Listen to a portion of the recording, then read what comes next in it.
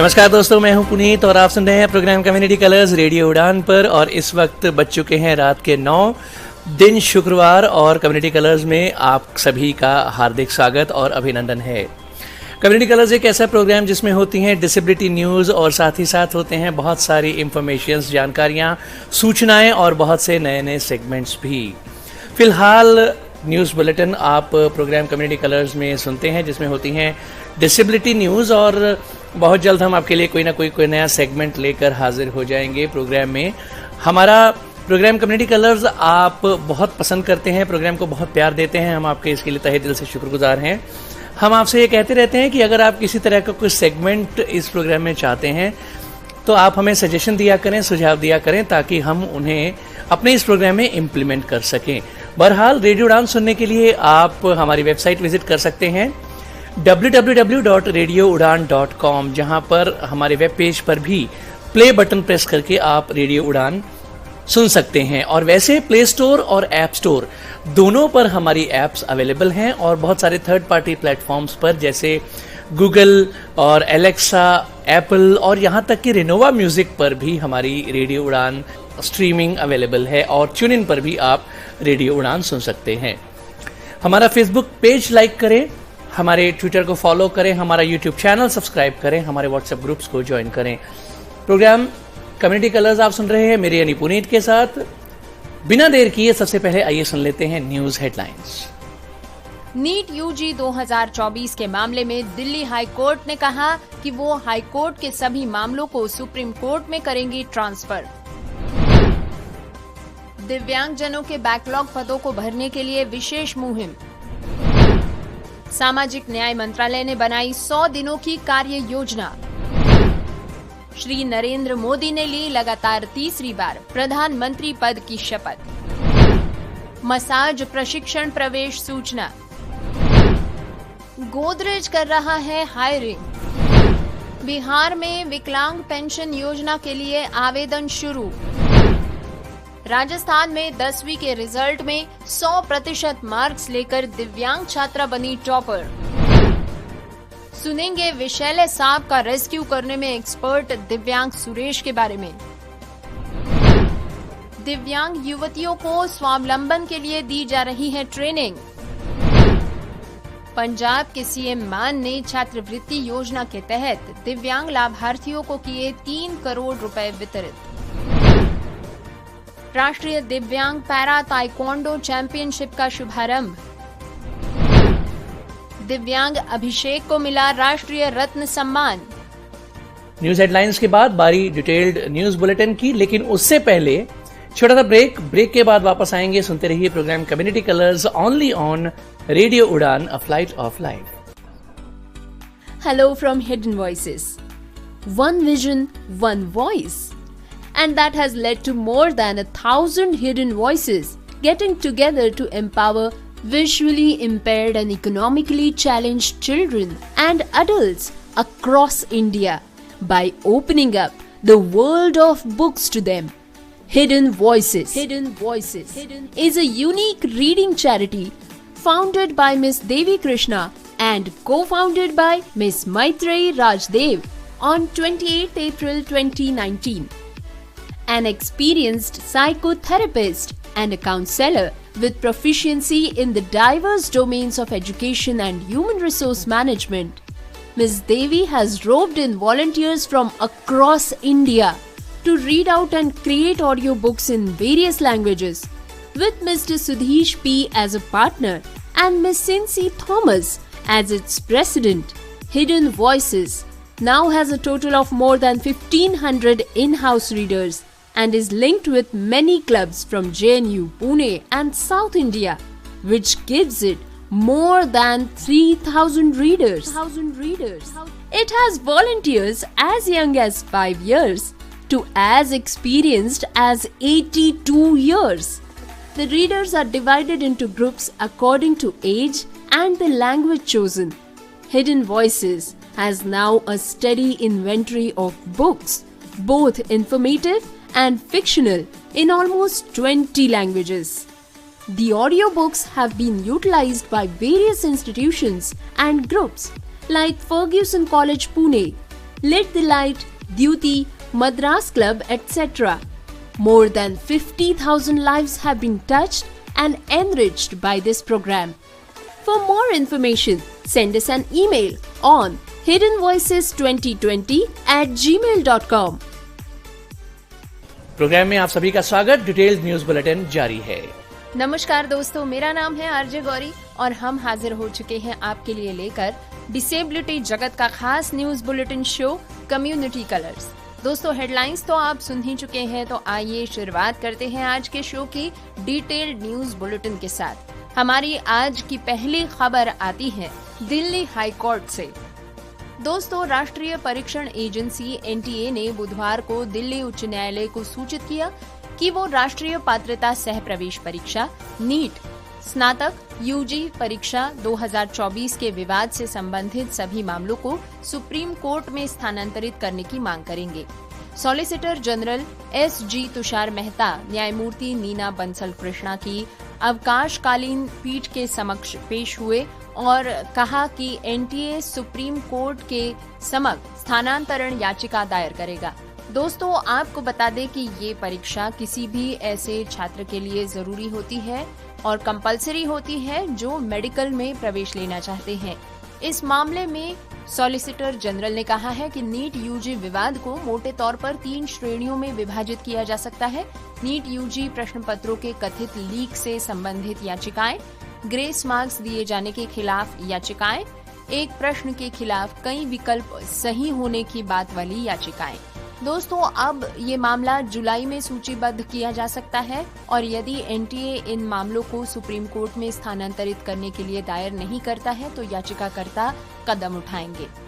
दोस्तों, न्यायालय ने याचिकाकर्ताओं के अनुरोध को स्वीकार करते हुए मामले को 5 जुलाई के लिए सुनवाई के लिए सूचीबद्ध कर दिया है। दोस्तों, खबर पंजाब चंडीगढ़ से। पंजाब राज्य में सभी के लिए समान मौके प्रदान करने की दिशा में एक महत्वपूर्ण कदम के तौर पर मुख्यमंत्री भगवंत सिंह मान ने कहा है कि पंजाब सरकार दिव्यांग व्यक्तियों के लिए खाली पदों को भरने के लिए एक विशेष मुहिम शुरू करेगी। आरपीडब्ल्यूडी एक्ट 2016 की धारा 34 के अंतर्गत सरकार ने अलग अलग विभागों में सीधी भर्ती और तरक्की दोनों में पीडब्ल्यूडी के लिए 4% आरक्षण रखा है। सामाजिक सुरक्षा, महिला एवं बाल विकास मंत्री डॉक्टर बलजीत कौर ने जानकारी देते हुए बताया कि पंजाब के सभी विभागों में रोस्टर रजिस्टर की तस्दीक करने के उपरांत दिव्यांग व्यक्तियों के पदों के लिए बैकलॉग का पता लगाया जा चुका है। उन्होंने बताया कि अलग अलग विभागों, निगमों और बोर्डों की रिपोर्टों के अनुसार सीधी भर्ती के लिए 1721 पद और तरक्की के लिए 536 पद उपलब्ध हैं। मंत्री ने बताया कि सामाजिक सुरक्षा विभाग ने इस बैकलॉग की जानकारी की पुष्टि की है और तफ्तीश के बाद राज्य के सभी विभागों तक इसे पहुंचाया जाएगा। इसके उपरांत ये डेटा इन पदों के लिए योग्य व्यक्तियों की भर्ती के लिए अधीनस्थ सेवा चयन बोर्ड को भेज दिया जाएगा। मंत्री ने आगे बताया है कि 87 विभागों, कॉरपोरेशनों और बोर्डों ने अपने बैकलॉग पदों संबंधी जानकारी साझा की है।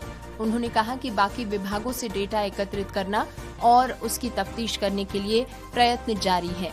सबसे अधिक बैकलॉग पदों वाले विभागों में स्वास्थ्य एवं परिवार कल्याण विभाग, डायरेक्ट पब्लिक हिदायतें एलिमेंट्री विभाग और डायरेक्टर पब्लिक हिदायतें सेकेंडरी विभाग शामिल हैं।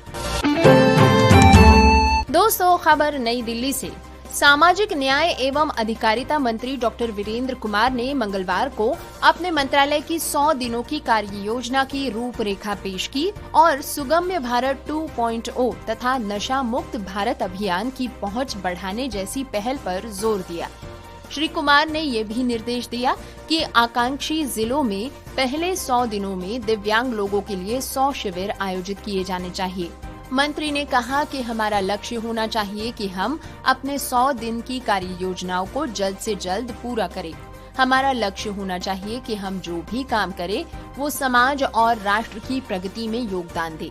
हमारा काम ऐसा होना चाहिए कि उसे देश के भीतर नहीं बल्कि अंतर्राष्ट्रीय स्तर पर भी पहचान मिले। उन्होंने कहा कि दिव्यांगता के अनुकूल बुनियादी ढांचे को बढ़ावा देने के लिए सुगम्य भारत अभियान का सख्ती से क्रियान्वयन होना चाहिए। दोस्तों, 18वीं लोकसभा की चुनाव में राष्ट्रीय जनतांत्रिक गठबंधन एनडीए की जीत के बाद भाजपा नेता नरेंद्र मोदी ने लगातार तीसरी बार भारत के प्रधानमंत्री पद की शपथ ली। राष्ट्रपति द्रौपदी मुर्मू ने उन्हें राष्ट्रपति भवन में आयोजित एक समारोह में पद और गोपनीयता की शपथ दिलाई। इसके साथ ही मोदी ने लगातार तीसरी बार प्रधानमंत्री बनने के देश के पहले प्रधानमंत्री जवाहरलाल नेहरू के रिकॉर्ड की बराबरी कर ली है। मोदी 2014 में लोकसभा चुनाव में भाजपा की जीत के बाद पहली बार देश के प्रधानमंत्री बने थे। इसके बाद 17वीं लोकसभा के चुनाव में भारी बहुमत से जीत के बाद वो लगातार दूसरी बार प्रधानमंत्री बने। नेहरू 1947 से स्वतंत्रता के बाद से लंबे समय तक सेवा देने वाले भारतीय प्रधानमंत्री हैं। उनकी मृत्यु 27 मई 1964 को हुई थी और वो उस समय भी देश के प्रधानमंत्री थे। साल 1952 में हुए पहले आम चुनाव में जीत के बाद वो पहली बार प्रधानमंत्री निर्वाचित हुए थे।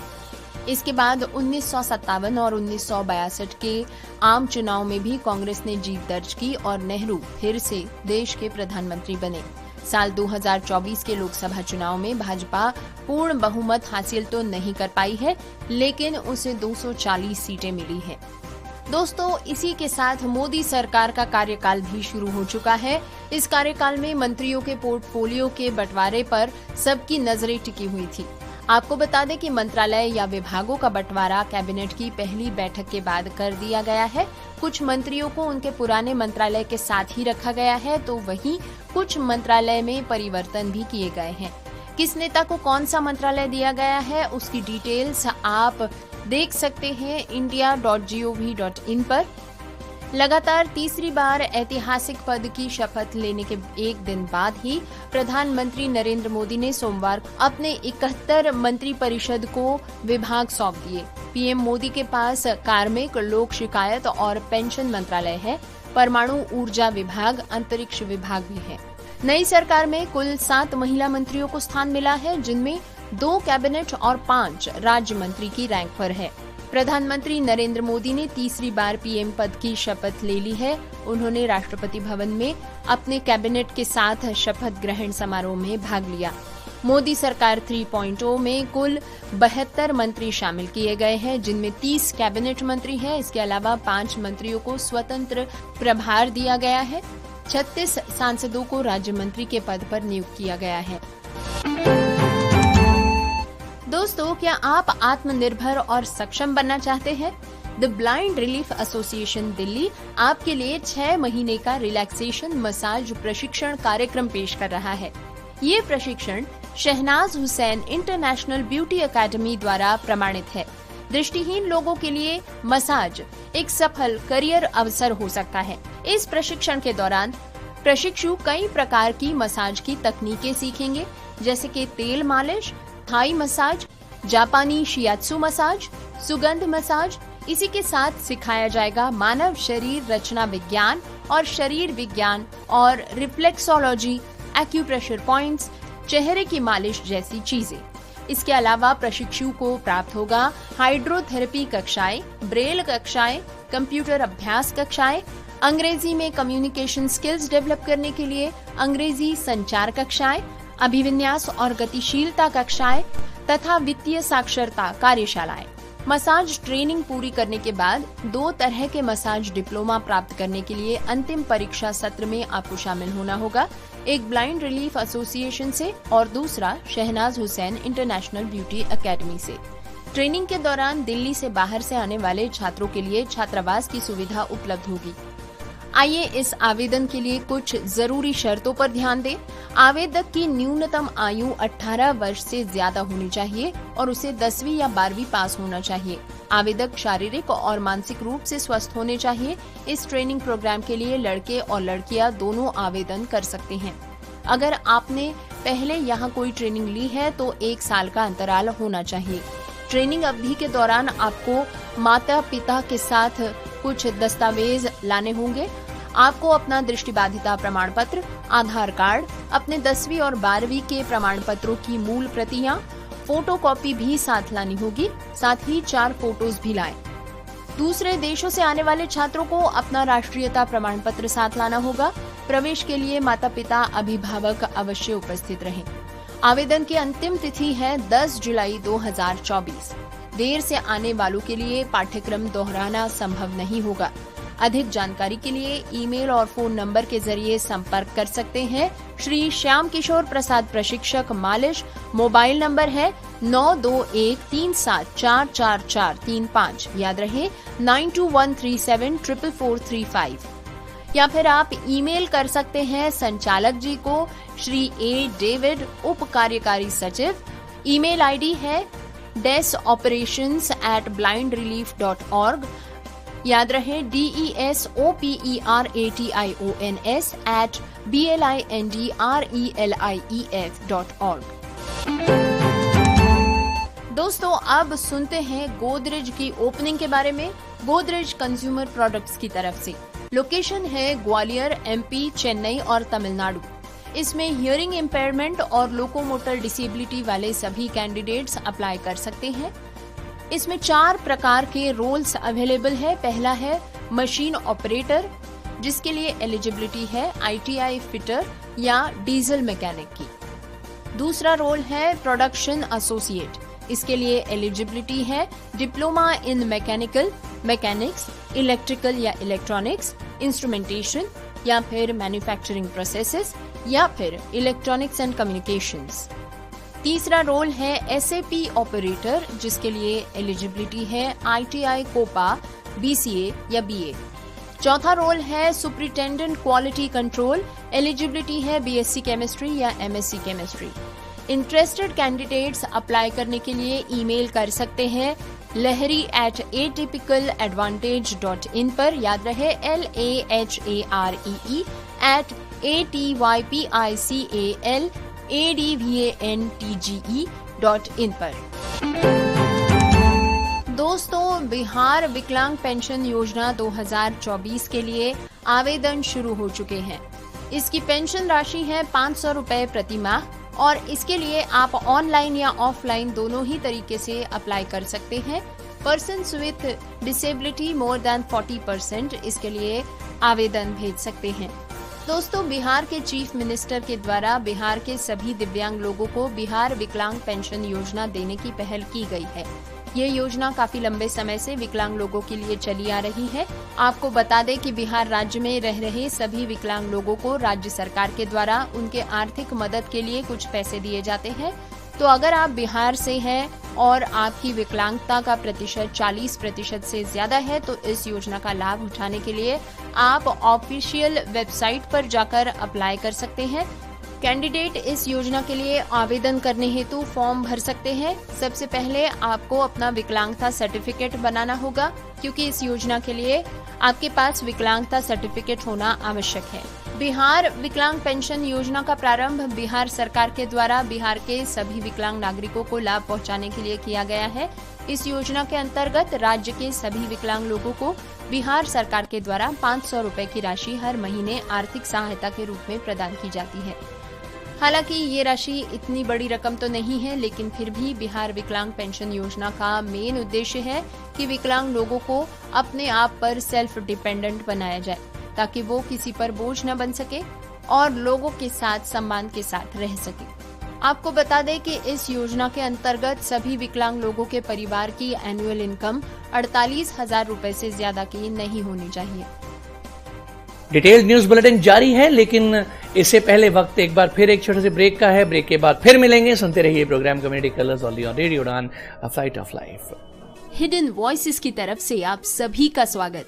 हिडन वॉइसेस, एक दृष्टि एक आवाज, और इसने पूरे भारत में दृष्टि बाधित और आर्थिक रूप से विकलांग बच्चों और वयस्कों को किताबों की दुनिया खोलकर सशक्त बनाने के लिए 1000 से भी अधिक छिपी हुई आवाजों को मिलाया है। 28 अप्रैल 2019 को देवी कृष्णा द्वारा स्थापित और सुश्री मैत्री राजदेव द्वारा सह संस्थापित हिडन वॉइसेस एक अद्वितीय रीडिंग चैरिटी है। देवी एक अनुभवी मनोचिकित्सक और काउंसलर है और ह्यूमन रिसोर्स मैनेजमेंट की एक दक्ष प्रबंधक है। देवी ने पूरे भारत के विभिन्न भाषाओं के स्वयंसेवकों को दृष्टिबाधितों के लिए ऑडियो किताब पढ़ने और बनाने के लिए तैयार किया है। एक भागीदार के रूप में श्री सुधीश पी और इसके अध्यक्ष के रूप में सुश्री सिंसी थॉमस के साथ हिडन वॉइसेस के अब कुल 1,500 से भी अधिक इन हाउस पाठक है और ये JNU, पुणे और दक्षिण भारत स्थित कई क्लबों से जुड़ा हुआ है, जिसके चलते अब हिडन वॉइसेस के पास 3,000 से भी अधिक पाठक है। इसमें सबसे छोटे पाठक 5 साल की उम्र से लेकर सबसे बड़े पाठक 82 साल के अनुभव वाले स्वयंसेवक है। पाठकों को उम्र और चुनी गई भाषा के अनुसार ग्रुप्स में बांट दिया जाता है। हिडन वॉइसेस के पास अब लगभग 20 भाषाओं में जानकारी पूर्ण और काल्पनिक दोनों ही तरह की पुस्तकों की एक सूची तैयार है। इन ऑडियो पुस्तकों का उपयोग विभिन्न संस्थानों और समूहों जैसे कि Ferguson college Pune, lit the light, Dyuti, Madras club आदि द्वारा किया गया है। इस कार्यक्रम ने 50,000 से भी अधिक लोगों की जिंदगी को समृद्ध बनाया है। अधिक जानकारी के लिए हमें ईमेल करें hiddenvoices2020@gmail.com पर। प्रोग्राम में आप सभी का स्वागत। डिटेल्ड न्यूज बुलेटिन जारी है। दोस्तों, अ डिजिटल इंडिया इनिशिएटिव के तहत सरकार की एक परियोजना शुरू हो चुकी है जिसका नाम है UDID परियोजना।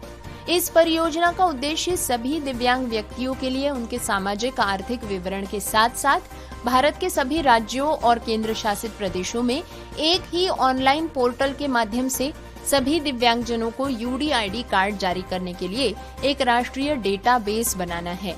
इस डेटाबेस में सभी दिव्यांगजनों की जिलावार, विकलांगतावार, आयु समूहवार और लिंगवार जानकारी उपलब्ध होगी। ये डेटा हर 3 महीने में एक बार अपडेट भी किया जाएगा। इस डेटा की मदद से देश की कई परियोजनाओं में नीति निर्माण और लक्षित हस्तक्षेप के लिए देश भर में दिव्यांगजनों को मदद मिल सकेगी। देश भर में दिव्यांगजनों के डेटा की ऑनलाइन उपलब्धता की भी इससे परिकल्पना संपूर्ण हो पाएगी। दोस्तों, आइए अब आपको खबर सुनवाते हैं दिव्यांग जिनीशा की, जो है राजस्थान से। दोस्तों, दिव्यांग जिनीशा ने राजस्थान में कमाल कर दिखाया है। उन्होंने 10वीं की परीक्षा में 100% अंक प्राप्त कर लिए हैं और वे बन गई है इस साल की टॉपर और साथ ही साथ लोगों के लिए मिसाल। भीलवाड़ा जिले के असीद कस्बे की रहने वाली दिव्यांग जिनीशा अपने पैरों पर ठीक से खड़ी नहीं हो सकती, लेकिन अपनी पढ़ाई और मेहनत से वो अन्य दिव्यांग छात्रों के लिए मिसाल कायम कर रही है। हाल ही में राजस्थान माध्यमिक शिक्षा बोर्ड अजमेर द्वारा CWS परीक्षा में भीलवाड़ा की बेटी जिनीशा ने अपना परचम लहराया। उसने 100% अंक हासिल कर न केवल पहला स्थान हासिल किया है, बल्कि अन्य दिव्यांग छात्रों के लिए भी मिसाल बन चुकी है। दोस्तों, अब आपको एक अनोखी खबर सुनवाते हैं झारखंड से। दोस्तों, अगर कोई भी व्यक्ति यदि अपने मन में कुछ करने की ठान लेता है तो वो जीवन में उच्च लक्ष्य को प्राप्त कर लेता है, समाज के लिए प्रेरणा स्रोत बन जाता है। दिव्यांग सुरेश ने भी कुछ ऐसा ही कर दिखाया है। उन्हें जीव जंतुओं से बेहद प्यार है और विकट परिस्थितियों में उनके लिए वे मददगार बन जाते हैं। एक पैर से दिव्यांग सुरेश ने बगैर किसी संसाधन के अब तक 1000 से भी अधिक विषैले सांपों को रेस्क्यू किया है। इसके अलावा कुएं में गिरकर घायल होने वाले नीलगाय, हिरण, लोमड़ी आदि का रेस्क्यू भी उन्होंने किया है। अपने देशी जुगाड़ से उन्होंने जीव जंतुओं का रेस्क्यू किया। इस जोखिम भरे कार्य के लिए वन विभाग या फिर किसी भी सरकारी या गैर सरकारी संस्थान द्वारा उन्हें किसी तरह का कोई संसाधन अभी तक उपलब्ध नहीं कराया गया है। हाँ, इतना जरूर है कि उनके हौसले की अफजाई करने के लिए वन विभाग के द्वारा समय समय पर उन्हें प्रशस्ति पत्र दिया जाता रहा है। जीव जंतुओं की रेस्क्यू के लिए उन्होंने वन विभाग से आधुनिक संसाधन उपलब्ध कराने की मांग की है ताकि वे अपने लक्ष्य में और भी आगे बढ़ सके। आपको बता दें कि कुएं में गिरे सांपों को सुरेश रेस्क्यू करते हैं और फिर उन्हें जंगल छोड़ आते हैं। सुरेश राम बगोदर विष्णुगढ़, टाटीजरिया, दारू, गोमिया आदि इलाकों में रेस्क्यू एक्सपर्ट्स के रूप में जाने जाते हैं। जीव जंतुओं के रेस्क्यू के अलावा वे पर्यावरण प्रेमी भी हैं। जंगल की सुरक्षा और पौधारोपण के लिए वे लोगों को प्रेरित करते रहते हैं। वे वन बचाव समिति के उपाध्यक्ष भी हैं। मूल रूप से विष्णुगढ़ प्रखंड के बनासो पंचायत के रहने वाले हैं। मीडिया से वे बताते हैं कि 2009 से उन्होंने अभी तक 15 सालों में 1000 से भी अधिक सांपों का रेस्क्यू किया है। बगोदर, विष्णुगढ़, दारू, टाटीजरिया तथा गोमिया इलाके में उनके द्वारा जीव जंतुओं का रेस्क्यू किया जाता है। वे किसी तरह के भी सांप को रेस्क्यू कर सकते हैं। कुएं में गिरा सांप, घर में घुसा हो या फिर गाड़ी में। इसकी जैसे ही उन्हें सूचना मिलती है वे रेस्क्यू के लिए निकल पड़ते हैं। उनका एक पैर है जो मुड़ता नहीं है, इसके बावजूद वे जीव जंतुओं के रेस्क्यू में कभी पीछे नहीं रहे। उनका एक दिन में 6 सांपों को रेस्क्यू करने का रिकॉर्ड भी है। दोस्तों, खबर सुनते हैं बिहार से। दिव्यांग युवतियों को व महिलाओं को स्वावलंबी बनाने के लिए यहाँ पर ट्रेनिंग दी जा रही है। ये कार्यक्रम NLR इंडिया फाउंडेशन के द्वारा चलाया जा रहा है। इस अभियान की शुरुआत कुटुम्ब प्रखंड के पिपरा बगाही गांव में शुक्रवार को की गई। पंचायत के मुखिया उपेंद्र सिंह के साथ कई मान्यवर यहाँ पर उपस्थित थे। प्रशिक्षण में 25 युवतियां व महिलाएं भाग ले रही हैं। प्रशिक्षण 90 दिनों तक चलेगा। प्रशिक्षण प्राप्त करने के बाद युवतियां व महिलाओं को सिलाई मशीन उपलब्ध कराई जाएगी ताकि वे खुद का रोजगार स्थापित कर सके और स्वावलंबी बन सके। इस मौके पर प्रशिक्षक निशु कुमारी, संयोजक अक्षय प्रजापति, प्रखंड संयोजक अरविंद कुमार समेत अन्य लोग मौजूद थे। दोस्तों, खबर पंजाब से। पंजाब की आम आदमी पार्टी की सरकार दिव्यांग छात्रों के लिए एक छात्रवृत्ति योजना चला रही है। मंगलवार को पंजाब के कैबिनेट मंत्री डॉक्टर बलजीत कौर ने दिव्यांग लाभार्थियों को उनकी छात्रवृत्ति वितरित की। मंत्री बलजीत कौर ने बताया कि महिला एवं बाल विकास विभाग दिव्यांग विद्यार्थियों की मदद के लिए निरंतर प्रयासरत है। उन्होंने ये भी कहा कि राज्य में विकलांग छात्र छात्राओं के लिए छात्रवृत्ति योजना चलाई जा रही है तथा उन्होंने आगे बताया कि विकलांगों के लिए इस योजना के अंतर्गत 12,607 लाभार्थियों को 3 करोड़ रुपए वितरित किए जा चुके हैं। राष्ट्रीय छात्रवृत्ति योजना के अंतर्गत 239 विद्यार्थियों को लगभग 40 लाख रुपए वितरित किए गए हैं।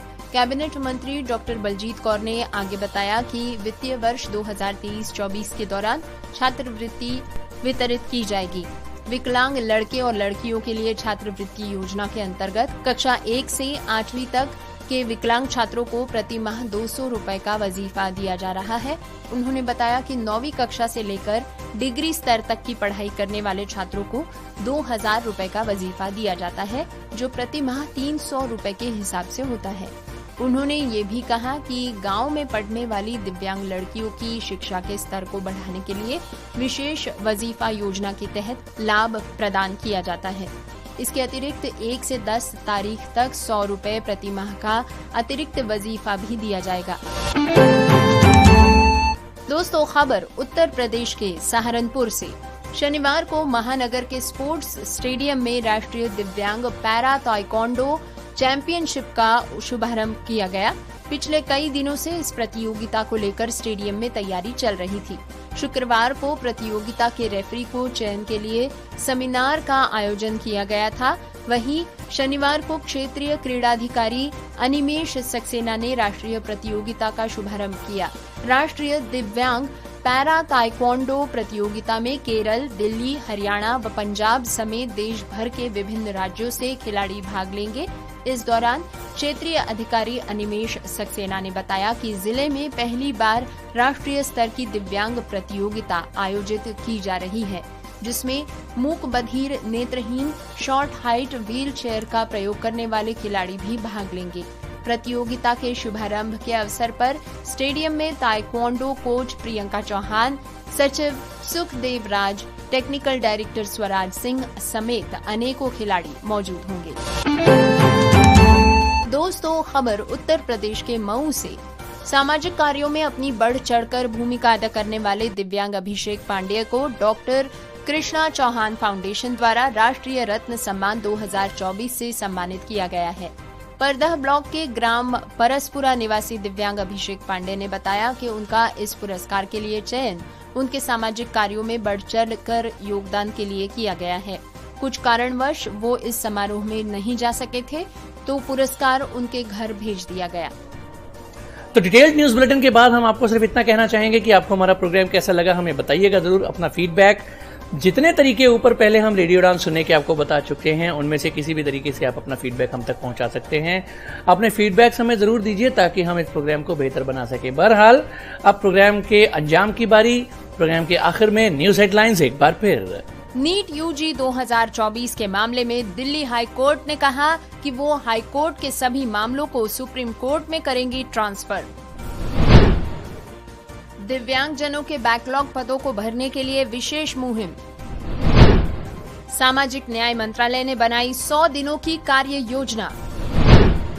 श्री नरेंद्र मोदी ने ली लगातार तीसरी बार प्रधानमंत्री पद की शपथ। मसाज प्रशिक्षण प्रवेश सूचना। गोदरेज कर रहा है हायरिंग। बिहार में विकलांग पेंशन योजना के लिए आवेदन शुरू। राजस्थान में 10वीं के रिजल्ट में 100% मार्क्स लेकर दिव्यांग छात्रा बनी टॉपर। सुनेंगे विशैले सांप का रेस्क्यू करने में एक्सपर्ट दिव्यांग सुरेश के बारे में। दिव्यांग युवतियों को स्वावलंबन के लिए दी जा रही है ट्रेनिंग। पंजाब के सीएम मान ने छात्रवृत्ति योजना के तहत दिव्यांग लाभार्थियों को किए 3 करोड़ रुपए वितरित। राष्ट्रीय दिव्यांग पैरा ताइक्वांडो चैंपियनशिप का शुभारंभ। दिव्यांग अभिषेक को मिला राष्ट्रीय रत्न सम्मान।